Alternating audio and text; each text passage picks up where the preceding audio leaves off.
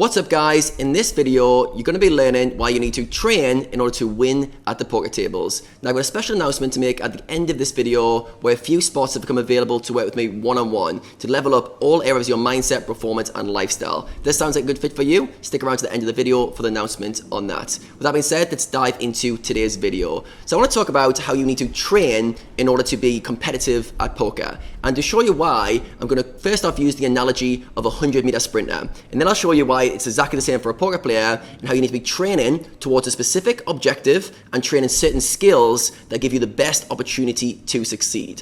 Alright, so to show this, let's imagine you're a talented 100-meter sprinter. Alright, so your goal is to run 100 meters as fast as possible. That's the end destination.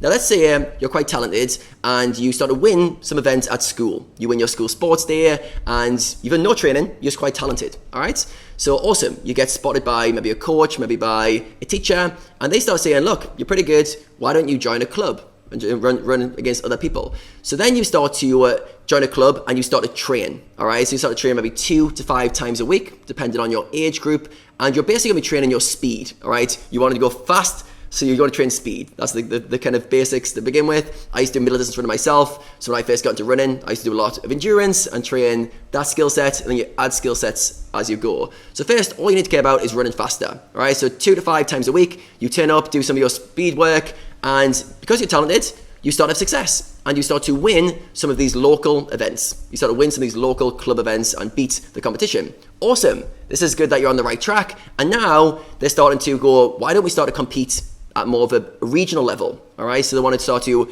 increase people from different areas, different counties, and see if you've got what it takes to compete in those pools. Now, not only are you training your speed, you're now going to add some extra training, all right, because you're training a lot of people now, so you're going to start doing some power work, all right, so you're going to start hitting the gym 2 or 3 times a week, or maybe once or twice a week, and you're going to start doing some plyometric work, all right, so some bounding, but basically you're training your power. This is going to make you more explosive out the blocks. Not only are you going to run fast, you're going to be one of the fastest starters, and you're going to have that power, all right?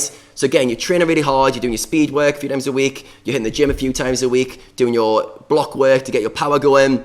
And again, you're a talented person, so you pick it up well, and you start to have success at a regional level. Awesome, like you're one of the select few, you're doing amazing.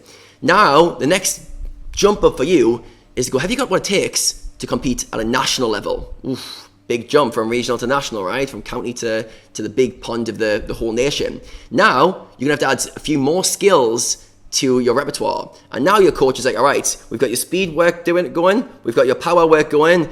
Now we're going to have to train your endurance as well, because we've got a qualifying round, we've got a quarterfinal, a semi-final, and a final to run, and you need to be able to run all races and recover quickly. So we're going to add some endurance to your training. All right, so you're going to now start doing some cardio work, a few longer reps, maybe a long run to add in once a week, and we're going to start training that endurance. So now we're training 3 different attributes in order to the same goal is to run 100 meters as fast as possible, but because you're competing at a higher level, you're training more and more stuff, all right? So let's say a year or so goes by and you're training really hard, super talented, you've improved all these attributes, and you start competing at a national level, and you have success at national level. Amazing, like obviously not many people can do this, but you've excelled, and you've been selected to run in the Olympic Games, right? So you went from school to region, to local region to national, and now the big pond of competing at a world level. Now it's like, all right, not only are we training your speed, your endurance, your power, we're also going to have to train your mobility, all right? Because we don't want you getting injured. We've got 3 years to train before the Olympics, and we need to make sure you don't get injured. So we've got to do some mobility work, some stretching, some static work to make sure you're not getting injured. And now we're combining loads and loads of skill sets and training towards an outcome. The outcome is just to run as fast as possible on this day of the Olympics, right? So we never forget what the end goal is. The end goal is just to run fast. But we're now having to do loads of different skills to give ourselves the opportunity to run fast. The people who just want to run fast, who just do speed work, running over and over, aren't going to have the versatility in order to run multiple rounds, have the power, the endurance, and the mobility that are needed, the combined skills in order to have success at this. So let's say you do it really well, you train all these attributes, you've now got a chance to compete against the best people in the world who are also training these attributes. Now you might be thinking, all right, Alan, this is really good. I'm a poker player. Why the hell are you talking to me about the 100 meters? I don't care about running, okay? But I wanted to use this example because it's very, very clear with running, the progressions and the skills that you can add in order to have a very, very simple goal. The goal is to run 100 meters in less than 10 seconds. That's all. Now, if you are very one-track minded, you'd go, all right, well, I'm just going to keep running that 100 meters every day, trying to get faster and faster. And you'd very quickly plateau, all right? People who try to run just faster, you'd plateau. But they're trying different skills in order to get to that outcome. All right, let's bring it to the poker context. Let's use the same analogies and the same progression, and I'm going to show you why you need to be training specific skill sets if you want to compete at a high level. So let's say you get into poker and you start competing with your friends. Most guys watching this, you relate, you started playing poker originally, home games with your friends. I can picture at uni, when I first started playing poker, around a little table, 6 or 7 of us, dealing the cards, we're playing for like £10 with some little play money chips, and say, all right, try to outfox my mates. If you're quite good at maths and quite good at problem solving, there's a good chance, without any studying, you can win against your friends. It feels good. You're like, yes, give me the money, give me my £20 or whatever it is, pays for the drinking fund later. And this gets you excited about poker. Wait a second, I'm pretty good at this. Now, if you have success at this, you might want to go, all right, I want to start going to the local casino. I want to actually go to the local casino. So you go to the casino and you realize, wait a second, there's a few good regulars there, a few good guys who seem to be better than me. So you know what? I'm going to start studying. I'm going to start improving my knowledge, all right? My knowledge, my foundation of poker. I'm going to start reading a few books. I'm going to start studying on forums, joining a few training sites. I'm going to increase my knowledge, all right? So you do that, do a good job of improving your knowledge, and before too long, you can now compete at your local casino. And you start winning some tournaments, start winning the cash games, you start dominating the other guys who aren't training. They're not working on the game, and you start excel against them. You're like, yes, awesome. Now you get a bit of confidence, and you're like, you know what? I'm going to travel to some bigger casinos, and we're going to start trying to compete on a more regional level and see what the bigger games are doing.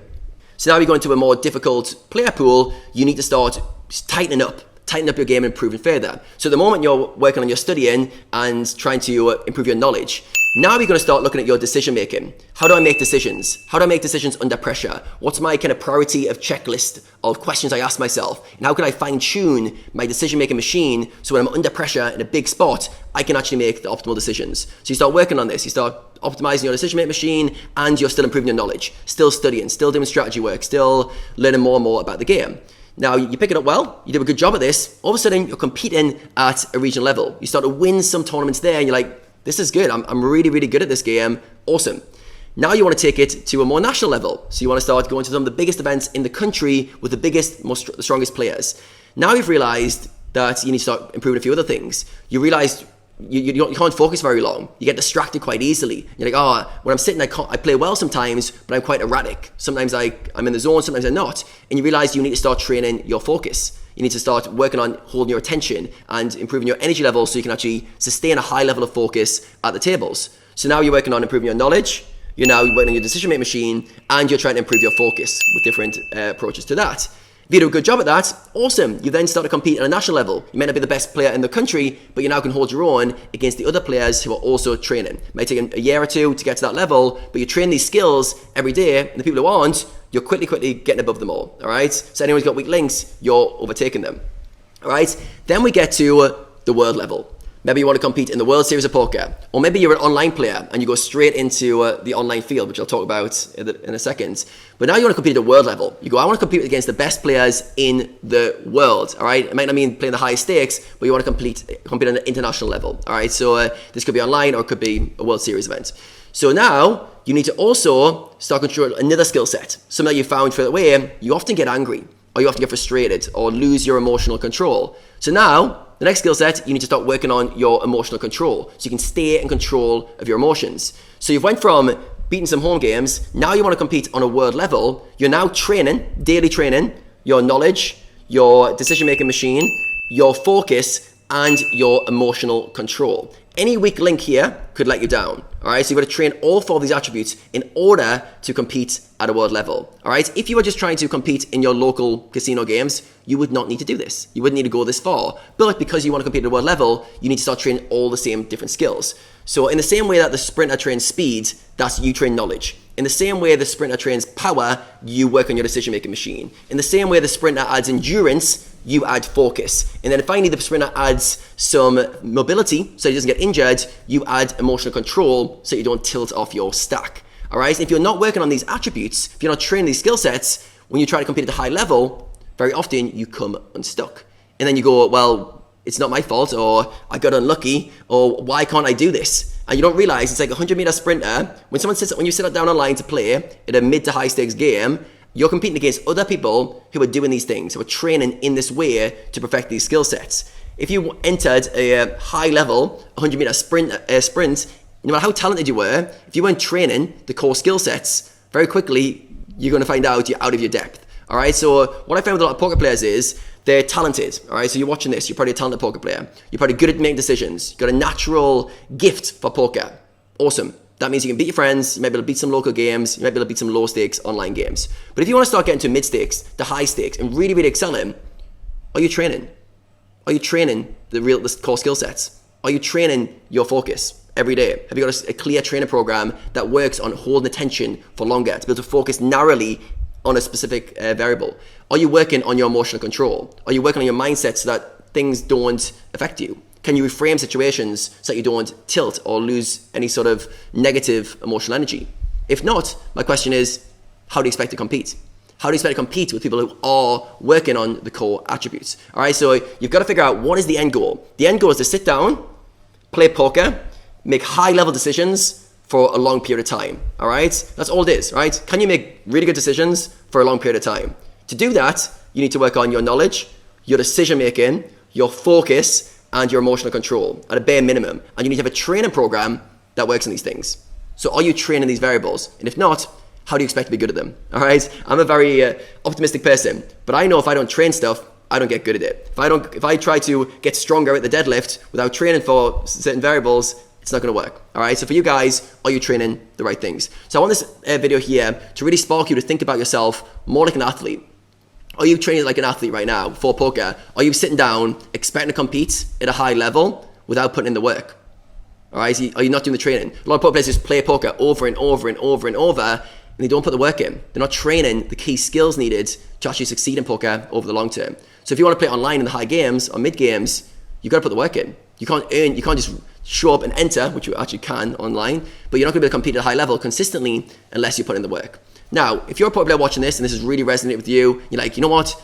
I want to start training like an athlete. I want to start training for poker in a really, really serious manner, and I'm dedicated to stepping up to the next level. If that's you, I've got a few spots available to work with me one-on-one where I train you on all the key variables to succeed at poker. It's a very personalized program based on what your goals are, what skills you're lacking, and how to get you to level up to that next level. Now, if that sounds like something that you're interested in, click on the link in the description to apply. I'm going to be doing some free consultations over the next few weeks to have a one-on-one call so you can get to know me, and I can get to know your specific problems, and we can see if I can help you to get to that next level. I'm really passionate about showing you guys that you need to be working, training on the right things in order to succeed in a more and more competitive poker market. So hope this has sparked your interest in this topic, and you guys are at least going to question what I need to do in order to step up to the next level. With that being said, that concludes this video. Make sure you smash the like button before you go so that the algorithm likes you and you get recommended my next video, which will be later this week or next week. And there'll be plenty more coming from me very soon.